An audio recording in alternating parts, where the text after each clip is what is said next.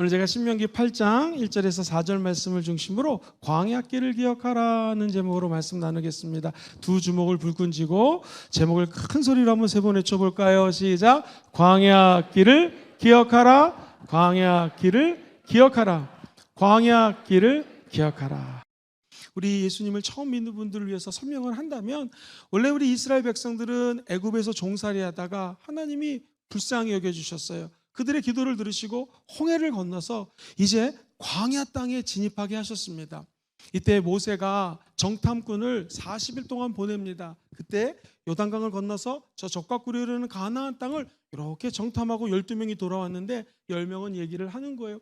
저들은 우리랑 비교해보니까 우리는 메뚜기 같아요. 저들은 거인입니다. 이거 저쪽에 싸워도 이길 수가 없습니다 하고 12명 중에서 10명이 얘기를 합니다. 2명만 아닙니다. 하나님이 가라 하셨으니 이 말씀 붙들고 가면 저들은 우리의 밥입니다. 하나님 맹세한 땅으로 우리에게 주실 것입니다 하고 얘기를 했어요. 질문 드릴게요. 사람들이 10사람의 얘기를 들었을까요? 2사람의 얘기를 들었을까요? 안타깝게도 10사람의 얘기를 들어서 막 이렇게 고민합니다. 우리를 저 칼에 쓰러지게 하려고 하는가? 저들은 거인인데 이거 죽게 생겼구나. 차라리 애굽으로 돌아가자. 그때 우리 주님께서 40일을 정탐했는데 하루를 1년으로 계산해서 무려 40년 동안 인생의 광야 속에 힘들게 광야 생활을 걷게 만드신다라는 것입니다.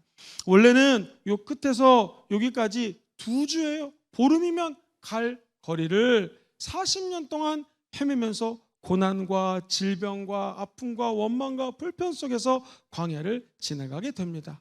사랑하는 성도님들, 혹시 인생의 광야 시간을 걷고 계신 분이 계십니까?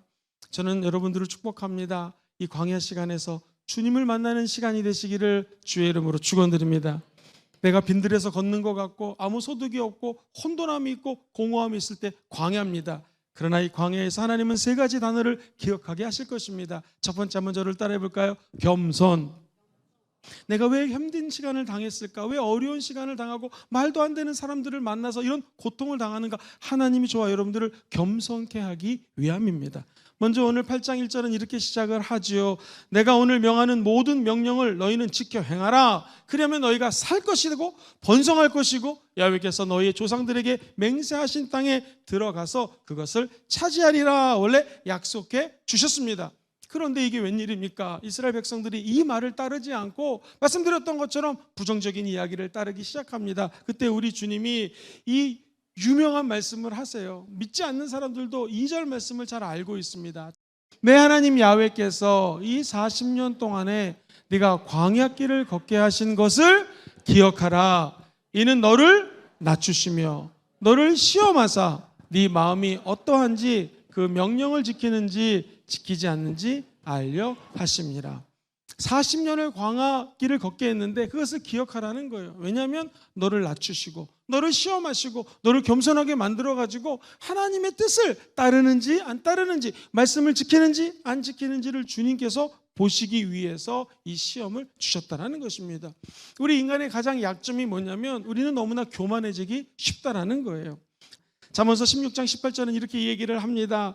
교만은 패망의 선봉이요 거만한 마음은 넘어짐의 앞짝이라. 이 교만함이 얼마나 나쁜 것이냐면 패망하게 되고 거만한 마음을 가지면 넘어질 수밖에 없다라는 것입니다. 사랑하는 성도님들, 잠언서 11장 2절은 얘기해요. 교만이 다가오면 욕도 다가오는 것이죠. 그러나 겸손한 자에게는 지혜가 있느니라. 겸손한 사람들이 모여 있을 때 하나님은 그 공동체에 지혜를 부어 주신다라는 것입니다. 하나님은 하나님의 자녀들이 교만해가지고 넘어지는 것을 보지 못합니다. 그래서 우리 인간들을 하나님의 백성으로 삼으신 자들에 한해서 광야의 땅에 집어넣는 거예요. 오늘 본문 2절에 보면 너를 낮추시며 그랬거든요. 3절 처음에도 너를 낮추시며 라고 시작을 합니다. 이 낮춘다는 말을 험블이라고 번역이 되어 있어요. 험블은 무엇입니까? 겸손해지는 거예요. 하나님은 우리를 겸손하게 만들려고 광야라고 하는 학교에다가 집어넣는 것입니다. 학생들이 실력이 있는지 없는지는요, 쪽지 시험을 치면 압니다. 자, 갑자기 쪽지를 나눠주고 지난주에 교수님이 강의한 내용이 뭐였는지를 1번, 2번, 3번, 4번 적어보십시오. 우리 인간들은요, 교만해지기가 쉽고 이 시험 보는 거 원치 않습니다. 근데 하나님이 우리를 낮추신 건 겸손하게 만드는 거고 우리를 시험했다라는 거예요. 이 시험은요, 템테이션, 유혹이 아니에요. 악한 시험이 아닙니다. 좋은 시험이에요. 테스트예요. 테스트를 받아야지 실력이 늘어나는 것처럼 우리 스포츠 운동 경기 선수들은 겨울에 열심히 운동을 해야지 봄이 되면 다시 시즌이 시작할 때 좋은 성적을 올리는 거하고 똑같습니다. 광야에서 우리를 낮추는 이유는 무엇일까요? 하나님을 만나기 위함입니다. 우리 갖고 있는 문제가 해결되기 위함인 것이에요. 고든 맥도널드 목사님이 영적 성장의 길이라는 책에서 겸손은 나를 부풀리지 않는 것이다 라고 정의를 했습니다. 뭐가 겸손인가? 내가 하는 게 아니라 하나님이 행하시는 것이 겸손이라는 것입니다. 한번 따라해 볼까요? 주가 일하십니다. 어떤 학자들의 견해에 따르면 나이를 많이 드신 분들은요, 우리 세대가 이뤄놓은 것을 밑에 있는 세대가 거부하거나 부정하면 그렇게 화가 난대요. 갈등이 생긴다는 거예요. 중년들은요, 만약 내가 40대, 50대, 60대라면 다른 사람들하고 비교해 봤을 때 내가 이루어놓은 업적이 없으면 그것 때문에 자기 자신과 갈등이 벌어진다는 거예요. 청년들은 어떤가? 내 안에 능력이 없음을 보고 내가 이렇게 연약한 사람인가? 이것 때문에 자아의 갈등이 생긴다는 거예요. 한마디로 무엇입니까? 만약 우리가 내 마음을 낮추고 겸손해서 주를 바라보게 된다면 모든 문제는 해결되게 되는 것입니다. 사랑하는 성도님들, 우리 주님이 시험을 주는 이유, 우리를 겸손하게 만들기 위함입니다. 성경에 보니 시편 17절에 이런 말씀이 있습니다. 야훼여, 주는 겸손한 자의 소원을 들으셨사오니 그들의 마음을 준비하시며 귀를 기울여 들으시고 겸손한 자의 소원을 들어주신다라는 것입니다. 저는 시편에 보면 149편 4절 말씀을 너무나 좋아합니다. 야훼께서는 자기 백성들을 기뻐하시며 겸손한 자를 어떻게 해주세요? 구원으로 아름답게 해주신다라는 거예요. 오늘 주님께 나올 때 하나님 납작 엎드리시고 정말로 우리의 영원한 친구는 예수밖에 없음을 늘 고백하는 저와 여러분 되시기를 주의 이름으로 축원드립니다. 우리 예수님이 얘기하세요. 인간은 사실 교만해지기가 너무나 쉽습니다. 직장생활 해보면은 분명히 업적이 있었을 때 이 업적을 이거 저 과장님이 한 게 아니라 이거 그냥 우리 부서가 있고 내가 있다라는 거예요. 세상에 어떤 일이 자기 혼자 할 수 있습니까? 서로 힘을 합해서 되는 거 아니겠습니까? 저 여러분들은 내가 한 것이 아니라 주가 했음을 고백하시고요, 모든 일들이 함께 했음을 고백하는 그런 공동체가 되시기를 주의 이름으로 축원드립니다. 우리 인간은 누구나 교만해요. 그래서 다 나를 얘기할 때 우리 주님이 그것을 아시고 이렇게 겸손하라고 방법을 얘기해 주십니다. 이 세상에 어떤 사람도 믿을 사람이 없어요. 근데 예수님이 나는 온유하고 겸손하니 나의 멍에를 메고 나에게 배우라. 그리하면 너의 마음이 쉼을 얻는다라는 것입니다. 수고하고 무거운 짐진 자들아 다 내게로 오라 말씀하시면서 우리 주님의 마음이 온유하세요. 겸손하세요. 성경은 얘기합니다. 멍에는 소의 코에 이렇게 끼는 것이 멍에거든요. 우리 인간은 교만해지기 쉬워서 막 내 마음대로 달려가니까 네 멍에를 나에게 끼우라는 거예요. 주님이 말씀하시는 것입니다. 사랑하는 아들아, 딸아, 너 먼저 가지 말고 나랑 멍에를 끼면은요 앞서갈 때 아픕니다. 그래서 소가 멍에를 끼우면 한 소가 빨리 가지 못해요. 같이 가야 되는 것입니다. 네가 느릴 때 아니 여기서 늦게 가면 안 된다, 나랑 같이 가야 된다라고 주님이 가면 멍에를 꺾기 때문에 예수와 함께 걸어가게 된다라는 것입니다. 사랑하는 성도님들, 나를 왜 광야에 집어넣으셨습니까? 이 처절한 어려움 가운데 나에게 무엇을 원하십니까? 할 때에 우리 예수 그리스도와 거룩한 멍에를 끼시고 한 걸음 한 걸음 주님과 겸손하게 동행하시게 되기를 주의 이름으로 축원드립니다. 사랑하는 성도님들, 우리가 광야에서 기억해야 될 첫 번째 단어는 겸손입니다. 두 번째 한번 따라해 보실까요? 말씀. 하나님의 말씀을 듣기 위해서 우리 인생의 광야의 길을 허락해 주신다라는 거예요. 3절 말씀을 보면은요, 우리 예수님이 마귀에게 유혹을 당하시고 귀신을 쫓아낼 때 쓰셨던 말씀이 나옵니다. 너를 낮추시며 너를 줄이게 하시며 또 너도 알지 못하며 내 조상들도 알지 못하던 만나를 너에게 먹이신 것은 사람이 떡으로만 사는 것이 아니요 야훼 입에서 나오는 모든 말씀으로 사는 줄을 네가 알게 하려 하심이니라. 그렇습니다.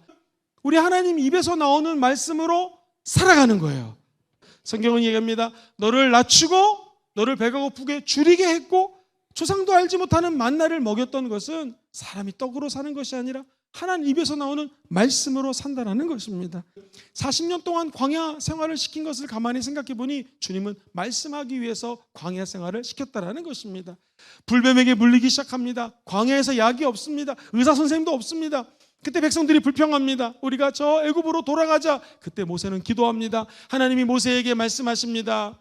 인생에서 불뱀에 물렸을 때는 원망하지 마시고 기도하셔서 주의 음성 듣게 되기를 주의 이름으로 축원드립니다. 너는 장대에다가 높이 놋뱀을 만들어서 매달아라. 누구든지 불뱀에 매서 죽어갈 때에 놋뱀을 바라보면 살아나는 것입니다.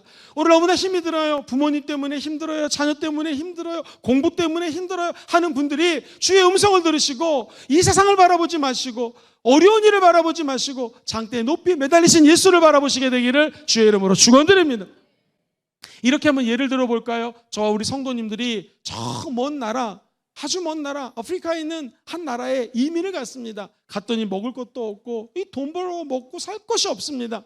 너무나 힘이 드는데 이 아프리카의 대통령이 웬일인지 우리를 잘 봤어요. 저기 한국에서 온 순복음 금종교회 성도들을 먹여 살려라 특별 시행령을 내려가지고 먹을 거를 줍니다. 세상에 배추를 줘서 배추김치를 담가 먹습니다. 너무너무나 행복합니다. 1년 동안 먹여줬습니다. 2년, 3년, 무려 40년 동안 대통령이 우리를 돌봐줬어요. 우리 어떻게 될까요? 대통령만 바라보겠죠. 똑같습니다. 인생의 광야에서는요, 힘이 들고 넘어지고 쓰러질 때마다 우리 주님이 만나를 내려주시는 것이에요. 주의 음성을 듣게 해주시는 거예요. 저와 여러분들이 누구만 바라봐요? 주만 바라볼 수 있도록 인생의 광야를 허락하는 것입니다. 이때 광야를 도망가지 마시고 그 광야에서 주의 음성을 들으시고 주만 바라보시기를 주의 이름으로 축원드립니다. 하나님은 물질을 잘라내게 하시고 하나님을 바라보게 하시는 것입니다. 명예로운 마음, 교만한 마음을 잘라버리게 하시고 하나님을 바라볼 수 있도록 광야에 던져 집어넣는 것입니다. 첫 번째 말씀은 겸손이었습니다. 두 번째는 말씀이었어요. 세 번째 한번 저를 따라해볼까요? 축복. 광야의 길을 걸을 때 기억해야 될 것은 하나님이 우리에게 주시는 축복입니다. 오늘 신명기 8장 7절 이하에 보면은요, 아주 신비로운 말씀이 나와요. 내 하나님 야훼께서 너를 아름다운 땅에 이르게 하시나니 그곳은 골짜기든지 산지든지 시내와 분천과 샘이 흐르고 밀과 보리의 소산지요 포도와 무화과와 석류와 감람나무와 꿀의 소산지라. 내가 먹을 것에 모자람이 없고 내게 아무 부족함이 없는 땅이며 그 땅의 돌은 철이요 그 땅에는 동을 캘 것이라. 내가 먹어서 배부르고 내 하나님 야훼께서 옥토를 내게 주셨으므로 말미암아 그를 찬송하리라. 이 고난이 끝나고 나면 하나님이 예비해 놓은 축복이 있습니다. 하나님 말씀하세요. 아름다운 땅에 갈 것인데 그게 골짜기가 됐든 시내가 됐든 신비로운 샘물이 흘러넘친다라는 것입니다. 더 놀라운 것은 밀, 보리, 포도, 무화과, 석류, 감람나무, 꿀 좋은 것들의 소산지가 된다라는 것입니다. 한 걸음 더 나아가서 너의 먹을 것이 모자랄 것이 없고 부족함이 없는 은혜의 세계로 들여보내주신다라는 것이죠. 누구에게? 이 광야의 시간을 걸어간 자들에게, 광야 시간에 눈물을 흘리고 하나님께 겸손하고 엎드려서 하나님의 음성을 듣고 순종하는 자들에게는 이 길이 열린다라는 것입니다. 급기야 야훼 하나님이 옥토를 주신다라는 거예요. 옥토는 심는 대로 다 열매를 맺는다라는 것입니다. 근데 오늘 하나님의 말씀은 옥토를 내게 주셨으므로 말미암아, 한번 저를 따라해 보시죠. 하나님을 찬양하겠습니다. 우리 신복음에서 얘기하는 축복은 무엇입니까? 이 축복은 사명적 축복이에요. 또는 찬양과 관련된 축복입니다. 원래 축복이라고 하는 바라크라는 히브리 단어는 블리드랑 연결이 돼요. 피 흘리다라는 말하고 연결돼요. 진짜 축복은 사랑하는 성도님들, 예수 피를 통해서 얻는 것이 진짜 축복인 줄 믿습니다. 예수 그리스도를 통하여 저와 여러분들은 구원이라고 하는 축복을 받았습니다. 예수님이 나무에 매달린 자들마다 저주를 짊어진 거라고 말씀하셨는데, 예수님이 십자가의 죽음으로 저와 여러분이 갖고 있던 모든 저주가 청산되고 하나님의 축복이 임하게 된 것입니다. 예수님이 채찍에 맞음으로 나음을 입으신 걸 믿으십니까? 우리 갖고 있는 질병이 나을 수 있는 유일한 일은 예수님이 채찍에 맞았기 때문에 축복이라고 하는 질병으로부터 자유케 되는 영광을 체험하게 되는 것이죠. 그러면 이 축복받는 우리들이 해야 될 것은 하나님을 찬양하는 것인 줄 믿습니다. 그래서 축복의 개념은 하나님의 축복을 받는 것입니다. 두 번째, 누리는 것입니다. 세 번째, 나눠주는 것입니다. 이 광야가 재밌어요. 광야라고 하는 단어가 히브리 말로요, 미드바르라고 하는 단어를 쓰는데, 이 미드바르라고 하는 단어가 신기합니다. 말씀 있죠, 말씀. 성경 말씀이 디바르라고 하는 단어인데, 여기서 파생된 단어가 바로 미드라드라고 하는 단어예요. 다시 말해서 하나님의 말씀을 통해서 광야 생활을 극복하게 된다는 것이고요, 말씀 따라가는 자들에게는 반드시 광야를 지나 하나님 주시는 축복이 있다는 것입니다. 오늘 성경 말씀 하나 말씀드리면서 정리하겠습니다. 신명기 8장 15절로 16절이에요. 너무 귀한 메시지입니다. 너를 인도하여 그 광대하고 위험한 광야, 곧 불뱀과 전갈이 있고 물이 없는 간조한 땅을 지나게 하셨으며, 또 너를 위하여 단단한 반석에서 물을 내셨으며, 네 조상들도 알지 못하던 만나를 광야에서 너에게 먹이셨나니, 이는 다 너를 낮추시며 너를 시험하사 마침내 너에게 복을 주려 하시라는 하나님의 계획입니다. 하나님 나를 왜 광야 속에 집어넣으셨습니까? 그 이유는 첫 번째, 저와 여러분들을 겸손하게 하기 위함입니다. 두 번째, 하나님은 광야의 시간에 말씀하십니다. 레마를 주십니다. 로고스를 주셔요. 즉 하나님의 음성을 들렸을 때 즉각 순종하는 여러분 되시기를 주의 이름으로 축원드립니다. 하나님 나에게 이 광야를 왜 주셨습니까?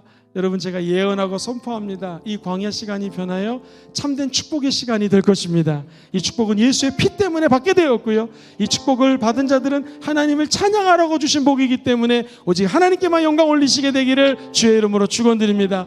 복 중에 제일 큰 복이 뭐라고요? 성령님과 동행하는 복입니다. 광야에서 이 모든 것들을 배우시고 인생의 참된 승리의 면류관을 쓰게 되시기를 주의 이름으로 축원드립니다.